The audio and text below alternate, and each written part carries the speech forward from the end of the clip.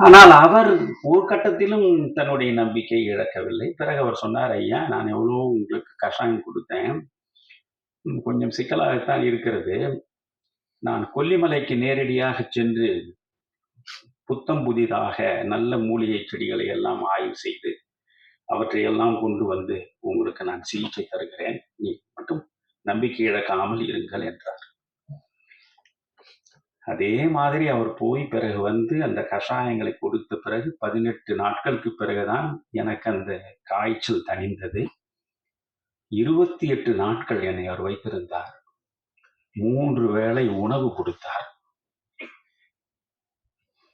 அப்படி தாய் பிள்ளையை பார்ப்பதைப் போல பார்த்துக் கொண்டார். அந்த நேரத்தில் ஒவ்வொரு நாளும் காலையில் என்னை வந்து சந்திப்பார். ரொம்ப அற்புதமாக அவருடைய உடை உடுத்துவதை நான் பார்த்தேன். டாக்டர், உங்களுக்கு ட்ரெஸ் சென்ஸ் ரொம்ப சிறப்பாக இருக்கிறது.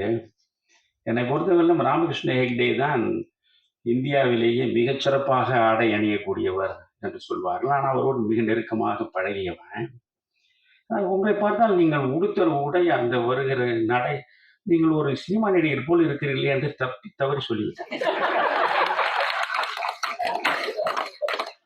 உடனே அவர் சொன்னார், "ஐயா, நான் உண்மையிலேயே நடிக்கிறேன் ஐயா."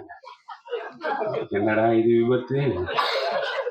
இவ்வளவு பெரிய மனிதன் வாழ்க்கை முழுவதையும் இந்த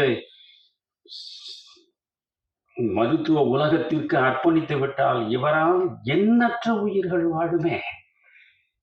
பாழ்பட்ட அந்த உலகத்திற்கு இவர் போகத்தான் வேண்டுமா? என்னை பலர் அழைத்திருக்கிறார்கள். இப்பொழுது கூட சொல்கிறேன் உங்களுக்கு.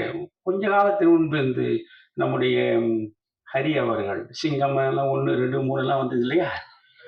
அதில் ஒரு நாள் ஒரு தொடர்பு கொண்டு, "ஐயா, உங்களுடைய உடல் மொழியே அற்புதமாக இருக்கிறது. என்னுடைய படத்தில் ஒரு லட்சியவாதி கேரக்டர் இருக்கு, நீங்கள் நடிக்க வேண்டும் என்றார். நான் அரிதாரம் பூசி நடிப்பேன் என்று உங்களுக்கு யாரையா சொன்னார்கள்? இல்லை ஐயா. அதுக்காக நான் கலைஞர்களை குறை சொல்லவில்லை. இப்போ சமுத்திரக்கனி நான் இப்பொழுது அவரிடம் சொன்னேன். விமானம் படம் சமீபத்தில் பார்த்தேன். வியந்து போனேன். அவர் அப்பா அவர் எடுத்த சமுத்திரக்கனி என்று ஒரு படம் இருந்தால் நான் பார்ப்பேன். நிச்சயம் பார்ப்பேன். சமுத்திரக்கனியாக நான் சொல்றேன். என்னால் யாரையும் முகஸ்துதி செய்ய முடியாது. யாருக்கும் நான் ஒன்று தெளிவாக இருப்பவன். முகமது நபிகள் ஒரு முறை அழகாக சொன்னார், "யாராவது ஒருவனை நீ அவமானப்படுத்த வேண்டும் என்று விரும்புகிறாயா? வேறொன்றும் செய்யாதே. அவனிடம் இல்லாத பெருமைகளை எல்லாம் இருப்பதாக சொல்லிக் கொண்டே இரு.